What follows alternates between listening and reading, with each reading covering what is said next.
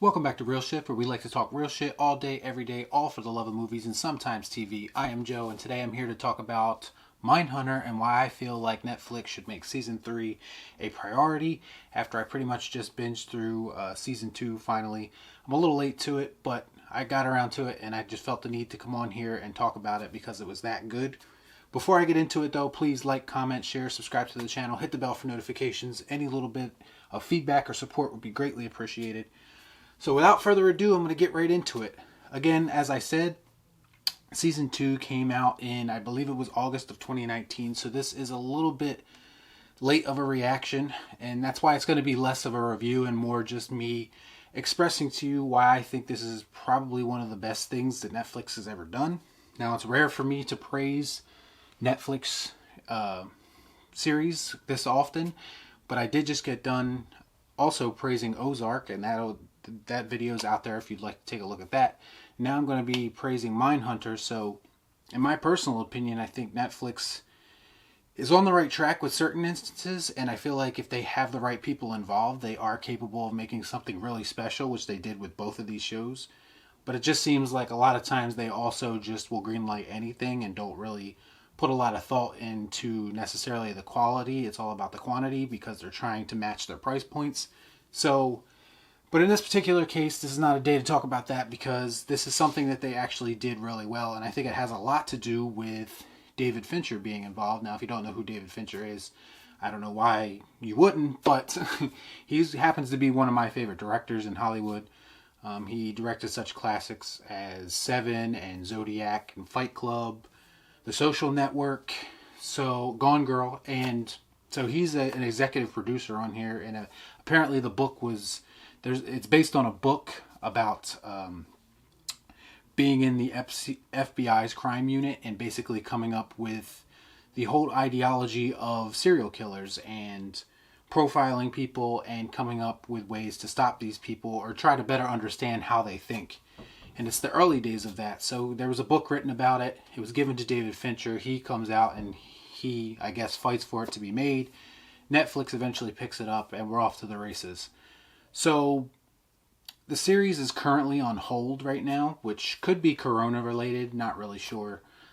A lot of reports seem to indicate that it's because of David Fincher and the fact that he's very hands-on with the show, and even though he doesn't direct every episode, he is meticulous about the details in the show, and it shows.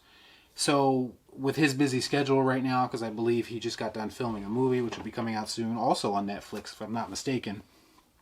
But he has a very busy schedule, so he's not able to give it the attention it deserves. So that might be a reason why they haven't renewed it yet. I'm just here to say that once everyone is available and everyone is on the same page, they need to make Mindhunter Season 3 a priority, because this is without a doubt one of the best shows that they produced in their whole catalog. And I'm going to get into why really quickly here. See, the show documents basically the early days of the criminal psychology, criminal profiling unit at the FBI. It's like, aside to the true crime stories that everyone seems to be interested in right now, but it's a side to it that we don't typically get to see. We don't get to see the origins of it or how the FBI or these criminal profilers, how they came to the realization of what a serial killer is. And that's what this show documents, and I think that's just really interesting because it's not something that's necessarily covered. You know, the killers have been covered extensively, and they do that in this show too, but they also just delve into exactly what goes on in these people's minds, and I think that's the most important thing about the show. So you have these scenes throughout the show where the FBI are basically interviewing famous incarcerated killers, murderers, mass murderers. Now, they're not called serial killers yet, but we all know that's what they come to be called eventually. But the scenes basically mirror one of my favorite scenes in a David Fincher movie, and it's a scene in Zodiac, which they basically have cops and they're interviewing a suspect who they think might be the Zodiac killer. And it mirrors those scenes a lot, and we get one in almost every episode of the FBI agents basically interviewing this incarcerated murderer.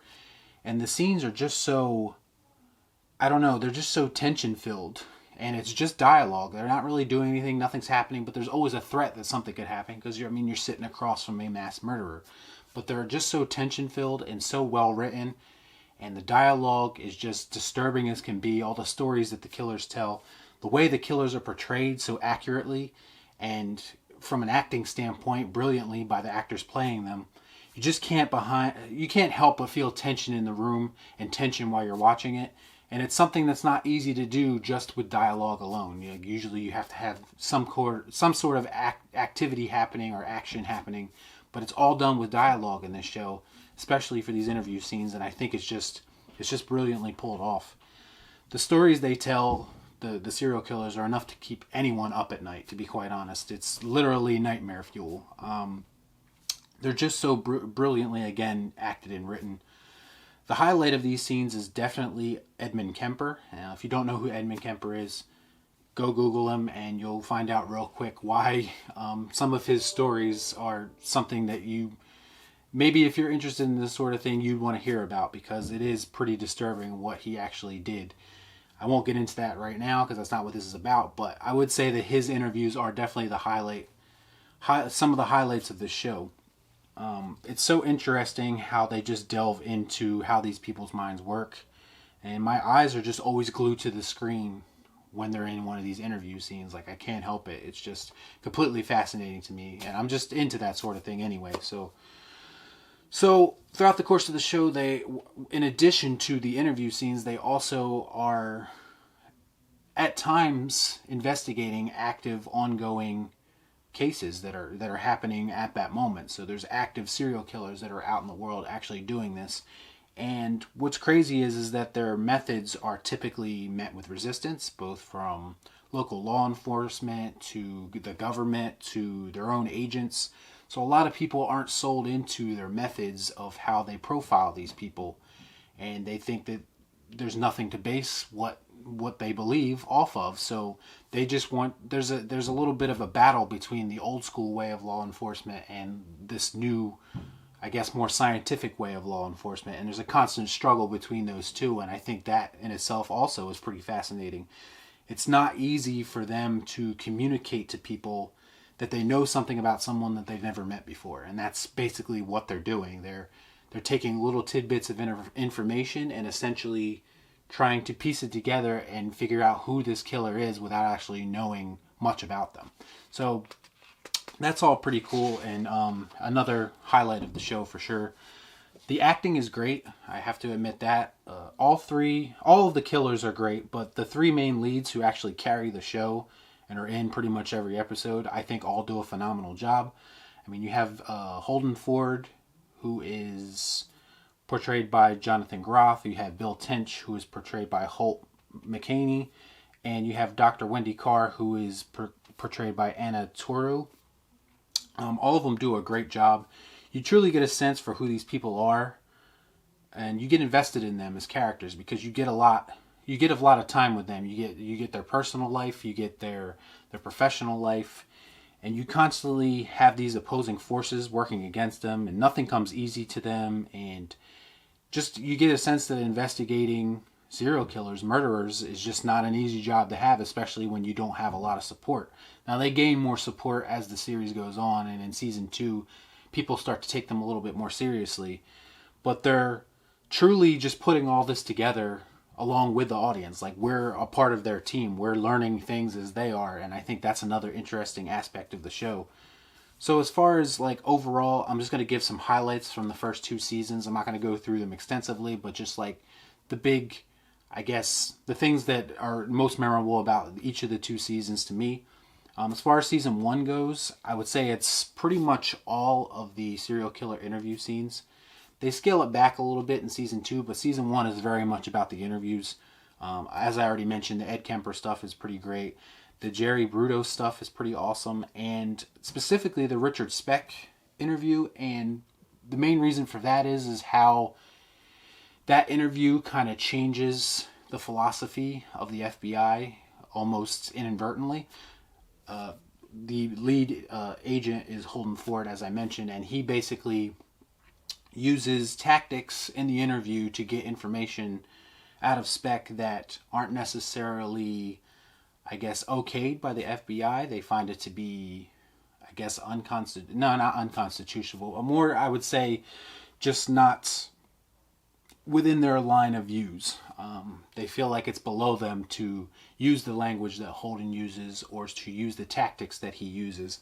So the Richard Speck interview is particularly interesting in that aspect because you really see Holden as an agent trying to identify with a serial killer who he has nothing in common with, but he's able to find common ground by bending the truth and essentially pulling it out of him by trying to find common ground with him, which isn't easy to do, but it just makes for a really compelling, I guess you could say, interaction between the two.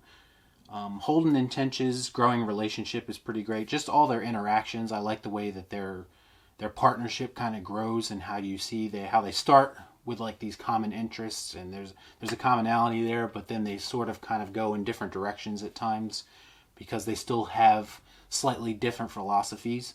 They still support each other, but there's still an air of they don't always agree on everything. So that's pretty cool too. And the subplot, there's a subplot about a school principal who may or may not have been misprofiled by Holden. And I think that's pretty interesting too, just because it shows the negative impact of what if you're wrong. Like, you think you have it all figured out and you're profiling people and before they've even done anything at times, and how dangerous that could be if you could possibly be wrong. So a lot of that's probably my favorite parts of season 1. As far as season 2 goes, which is what I just watched, definitely the Charles Manson episode. Now, it's been a long time coming because they've been basically teasing Charles Manson for a while on the show. Holden's always talk about, I want to get Manson, I want to get Manson, I want to get Manson. And when it actually happens, it's one of the more unique interviews because they're actually talking to someone who actually, anybody who knows Charles Manson, didn't actually kill anyone. He basically manipulated other people into killing people, into killing the people that he wanted killed. But what's interesting about it is that Charles Manson actually makes them think that he had nothing to do with it. Like, he's so manipulative that he manipulates the people interviewing him and basically gets them to maybe question whether or not he was, at least Holden gets him to question whether or not he is the actual evil force behind this. Like, and it was just really interesting how they played with that. It played your expectations a little bit there because everything we know of Charles Manson. So that episode, I particularly definitely recommend watching that episode. One of my favorites.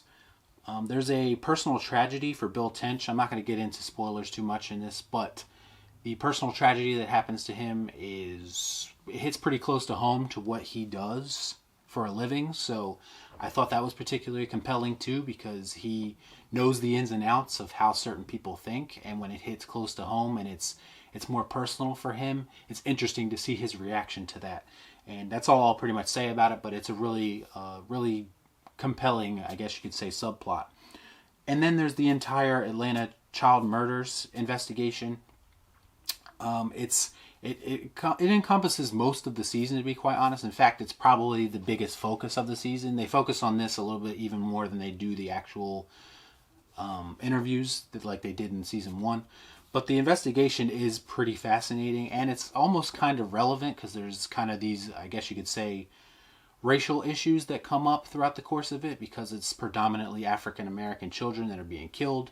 And then you have the town and the townspeople who want to place the blame firmly on the KKK, but you have Holden who is disputing that and saying the profile doesn't fit a white man, it actually fits an African American man. So there's, like, again, resistance to the way that Holden and the unit want to establish how they think about these things. And it's very difficult for them to try to convince all these people to trust them and to allow them to do their job. And it makes for a really compelling, and I keep using the word compelling a lot, but it's a compelling show. It really invokes thought in me and really gets the gears grinding as far as that goes. But yeah, the entire Atlanta child murder investigation is definitely the highlight of season 2. So obviously, this whole show is highly recommended by me. If you're into true crime stories, or if you just like great storytelling, I think it's definitely worth a shot.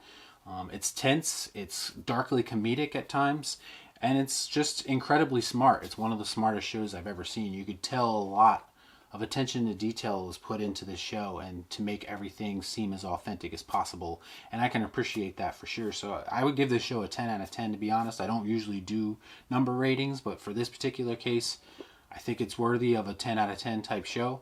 It's, yeah, highly recommended by me. If you've seen Mindhunter already, please comment down below and let me know what you think of it. And yeah, let me know if you're as interested and you are as hopeful for season 3 as I am.